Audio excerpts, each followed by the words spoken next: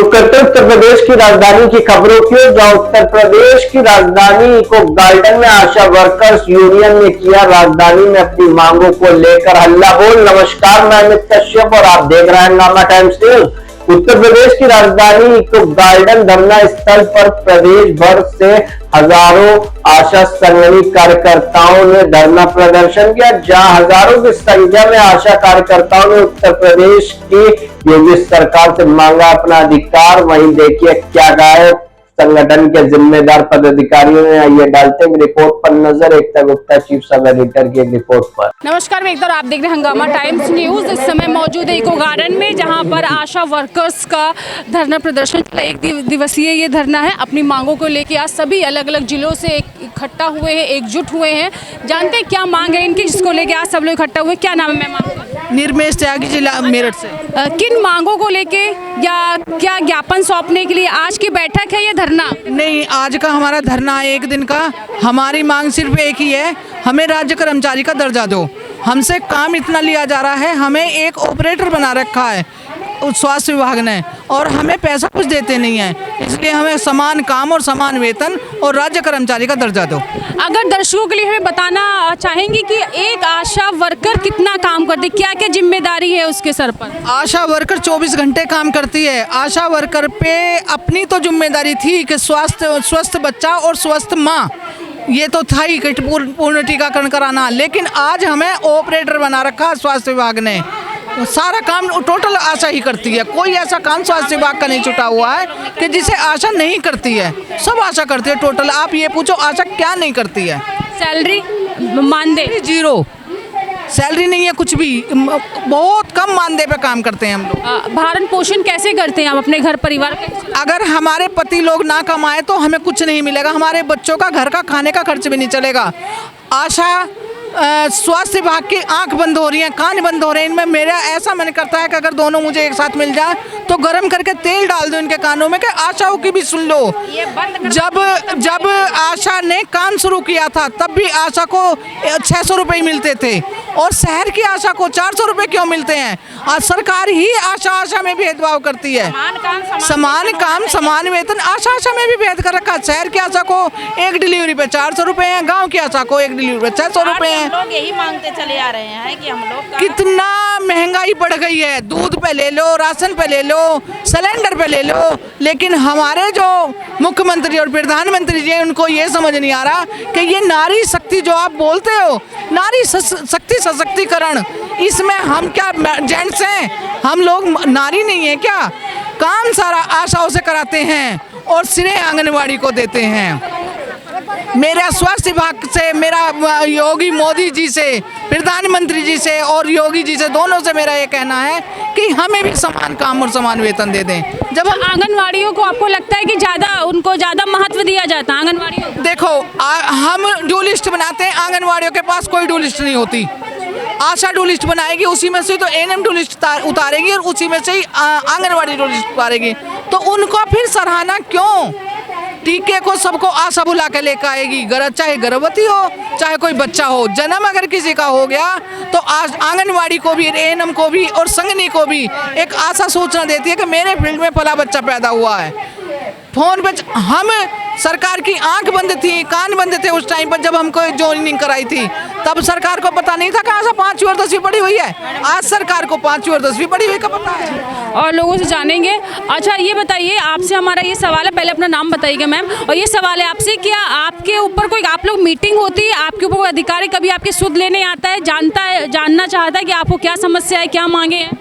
जी नहीं, समस्याएं कोई नहीं जानना चाहते। पहले मैं अपना नाम बताऊंगी। मैं उषा पटेल, प्रदेश महासचिव उत्तर प्रदेश अम्बेडकर नगर से हूँ। मैडम, आपके चैनल के माध्यम से मैं बताना चाहती हूँ, मैं आशा संगनी हूँ और ये हमारी बहनें आशा हैं। इसी आशा में से 20 आशा के बीच में एक संगनी इन्होंने रखा 2015 में।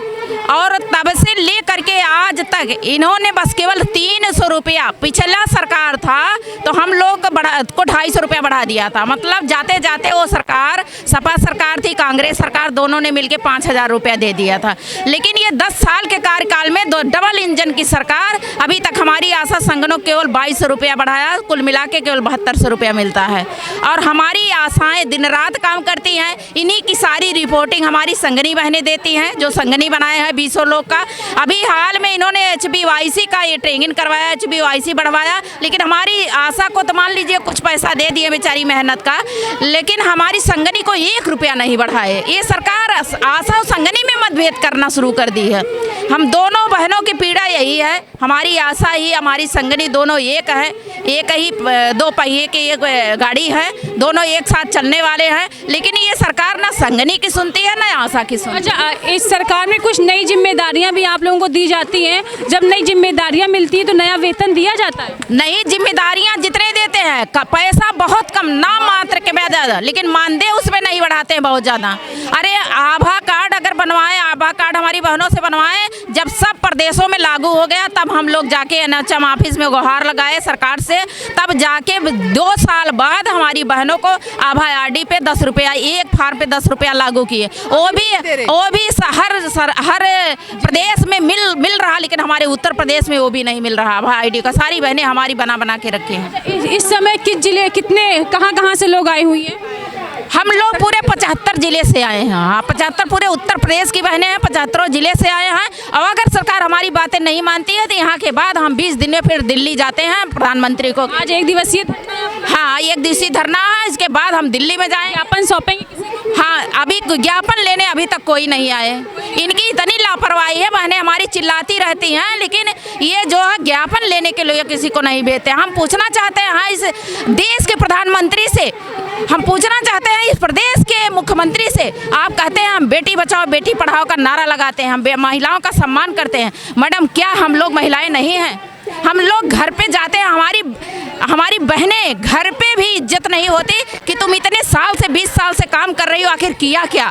सबकी महंगाई बढ़ी, महंगाई भत्ता बढ़ा, प्रमोशन बढ़ता है, लेकिन हमारी संगनी और आशा का कोई ना प्रमोशन है ना कोई महंगाई भत्ता है। हमें 600 रुपया प्रसव पीड़िता के ऊपर का प्रसव करवाने पे बहनों को देते थे, आशा बहनों को। आज भी 20 साल वही महंगाई रह गई, लेकिन आज भी 600 रुपया देते हैं। देखो ऊपर वाला भी और भी लोग हमारे साथ हैं। किस जिले से हैं? हम बरेली जिले से हैं। कितना समय हो गया आशा वर्कर? 2007 से काम कर रहे हैं। 2007 की जनवरी 2007 की। हाँ, हम ये कहना चाह रहे हैं सरकार और मोदी जी ने जो कहा है कि हम आशा और संगिनी का मानदेय दुगना करना चाहते हैं, वो भी हमारा अगस्त से नहीं दिया गया है।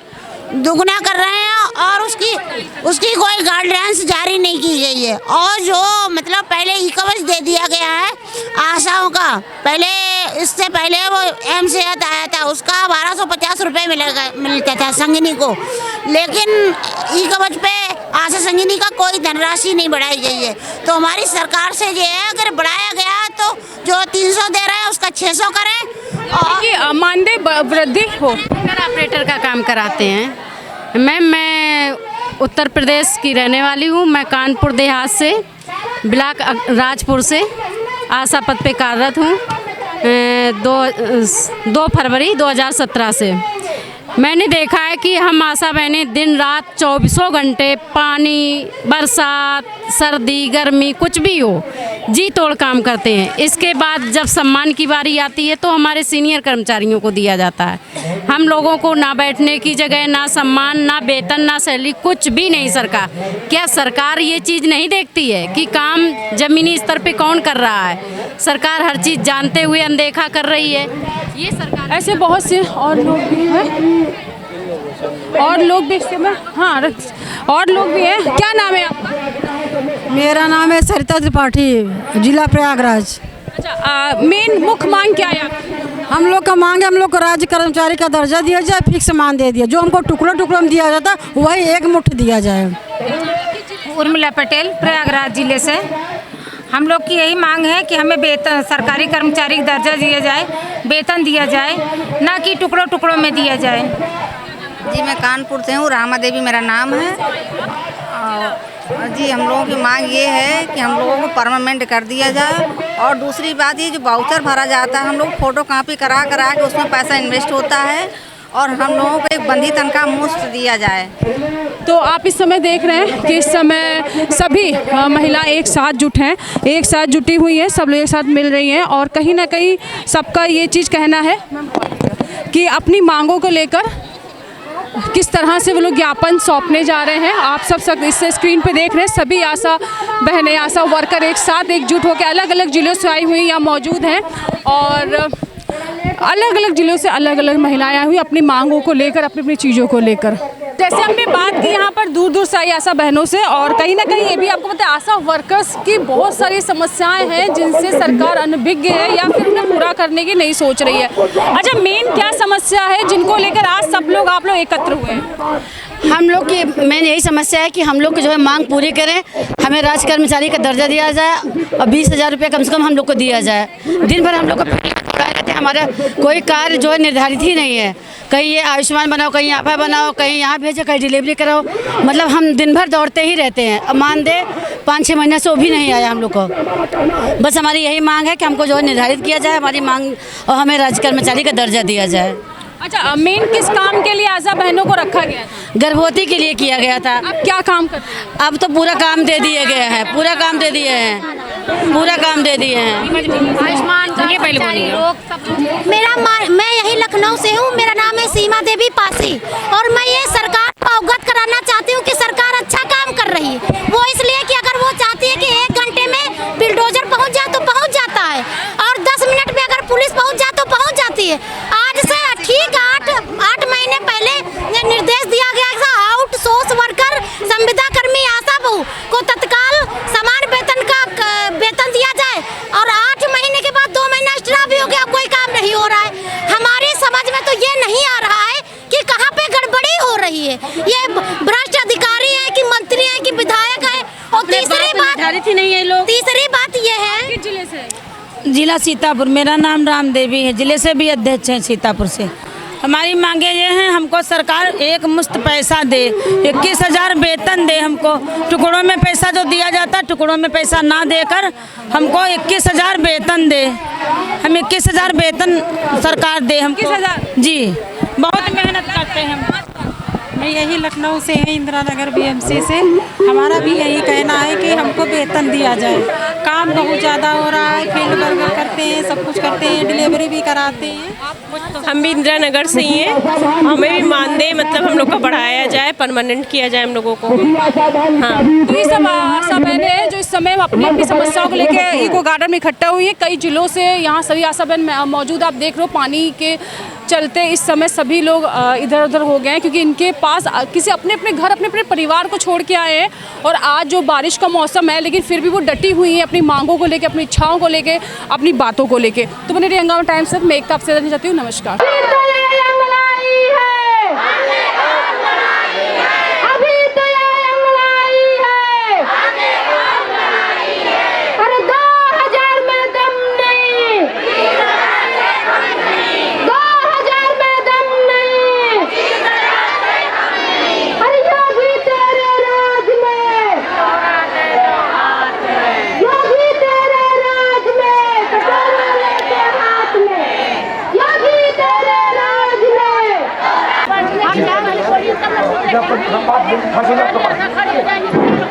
ज्ञापन में जो बहुत प्रमुख बातें हैं वो आपके सामने मैं मुख्य बात रखता हूँ।